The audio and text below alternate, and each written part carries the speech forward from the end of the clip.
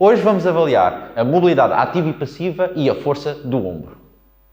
Vamos começar então com a mobilidade ativa do ombro. Começamos por pedir ao paciente primeiro para começar a fazer uma flexão. Lembrando que até aos 90 graus é principalmente a glenohumeral e a partir daí começa a ser a escápula torácica. Depois da flexão, pedimos ao paciente para fazer uma abdução. A partir dos 90 graus, pedimos a supinação e depois vemos então a comparação da amplitude do movimento do ombro. O próximo passo é então fazer a extensão e comparar se existem alterações de movimento ou dor durante o mesmo. Depois, uma adução, começando pelo lado assintomático e depois comparando com o lado sintomático. E no fim, fazemos então as rotações. Para isso, pedimos uma abdução até 90 graus e depois a rotação externa, comparando se existem alterações do movimento ou dor no mesmo, e depois a rotação interna. Devido à complexidade do ombro, também existe a necessidade de avaliar numa vista posterior. Começamos por testar a flexão e abdução em Y e tentamos perceber se existem alterações na mobilidade da omoplata, seguida pelo teste para o músculo serrátil, onde fazemos a flexão a 90 graus e pedimos para fazer uma abdução da omoplata. Por último, fazemos o teste de coçar de Apley, onde testamos a flexão com rotação externa e depois a extensão com rotação interna. Vamos agora ver como é que se faz a mobilidade passiva do ombro. Começamos então pela flexão. Lembrando que nós temos de estabilizar sempre a articulação glenohumeral. Então, começamos com a flexão. Estamos à procura de restrições na amplitude do movimento ou dor durante o movimento. Seguido de uma abdução, em que começamos com a supinação para não haver limitações pelo movimento da omoplata. Procurando sempre restrições ou dor. Seguido de uma adução, que podemos fazer em vários ângulos. Uma extensão também com estabilidade da glenohumeral.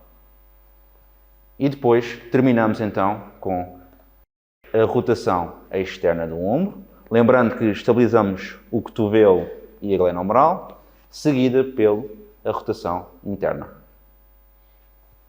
Vamos então agora testar a musculatura do ombro, lembrando que devemos testar sempre o lado assintomático e depois o lado sintomático. E estamos à procura de ou falta de força ou dor durante a resistência do movimento. Começamos então pelo deltoide anterior, vamos pedir para o paciente fazer uma flexão do ombro, e testamos em várias amplitudes. Já que estamos nesta posição, pedimos para fazer uma abdução da omoplata, fazemos a flexão dos dedos e fazemos uma resistência. Nesta posição fazemos uma flexão do antebraço e podemos começar já a testar latíssimos, pedindo para ele fazer a extensão do ombro. Depois, numa posição neutra, pedimos também para fazer força contra a marquesa para retestar o latíssimos. Terminando a posição em decúbito dorsal, pedimos para fazer uma abdução para testar o deltoide médio. Agora vamos testar a coifa dos rotadores. Começando pelo teste Empty Cam. Pedimos ao paciente para fazer uma flexão com uma rotação interna e fazemos força contra-resistida. Lembrando que consideramos este teste positivo se houver dor e se o paciente não conseguir resistir à força aplicada. Normalmente, os próximos testes são feitos à frente do paciente, mas por uma questão de qualidade do vídeo, eu vou-me colocar atrás do paciente para conseguirem ver alterações de força. Então, começamos por dois testes diferentes de rotação externa e seguido de um teste de rotação interna.